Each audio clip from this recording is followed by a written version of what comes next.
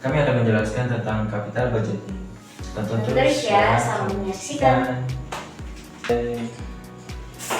Nah, berarti kamu mau cerita hari ini? Iya sih, aku mau ceritanya. Aku tuh lagi bingung banget sih. Aku lagi dapat proyek tentang kos-kosan gitu. Cuman aku tuh bingung gimana ya cara nilainya gitu biar aku bisa dapat keuntungannya tuh besar gitu. Aku bingung cara ngitungnya gitu.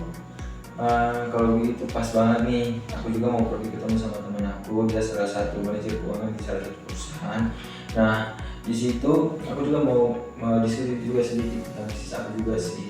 Tapi yang sejauh ini yang aku ketahui, sebelum kita atau kamu memutuskan untuk memulai bisnis kami atau investasi kamu, di situ kamu harus melakukan capital budgeting dulu. Capital budgeting adalah proses untuk mengevaluasi atau menyeleksi suatu investasi tersebut. Apakah sesuai dengan bisnis atau tujuan kamu. Nah, kemudian dalam mengevaluasi itu kita penting mengidentifikasi apakah adanya arus kas yang keluar dari bisnis tersebut. Nah, kemudian ada komponen dari capital budgeting. Yang pertama itu ada initial investment. Nah, initial investment adalah arus yang berhubungan dengan pengeluaran modal. Nah, yang kedua itu ada operating cash flow. Itu merupakan arus kas selama proses proyek berlangsung.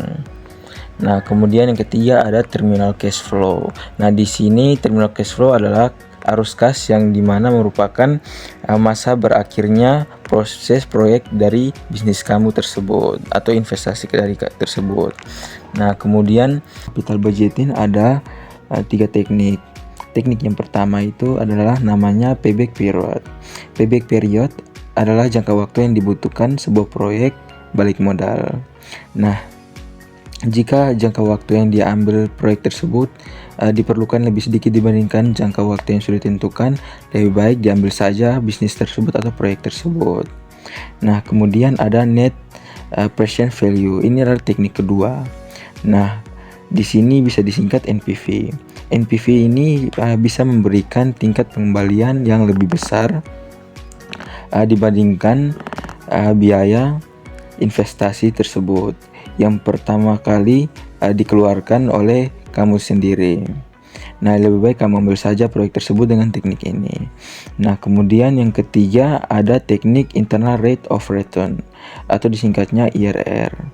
Nah, di sini teknik ini adalah sebuah teknik tingkat pengembalian minimum atau tingkat diskonto yang membuat NPV sama dengan 0.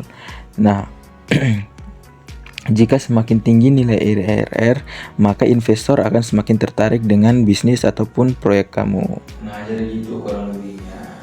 Oh, jadi gitu ya. Jadi dari pertemuan kita hari ini tuh aku bisa simpulkan kalau yang pertama itu aku harus melihat dulu cash flow dari investasi proyek kosan aku itu bagus atau tidak sehingga aku tidak menjadi keluar di akhirnya itu. Kemudian aku juga harus harus melihat arus gas keluar masuk sehingga aku juga tidak mengalami keluar. Kemudian yang ketiga itu kamu bilang tadi harus ada teknik yang harus aku gunakan gitu kan.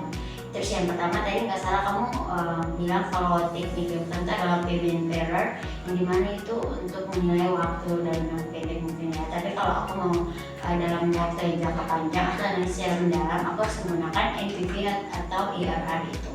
Kalau kurang lebih sih ya aku dapat dari kamu dan makasih ya untuk penjelasannya. Semoga kedepannya bisnis aku ini atau investasi aku ini boleh berjalan dengan baik gitu. Thank you ya untuk penjelasan dari kamu mengenai capital budgeting ini.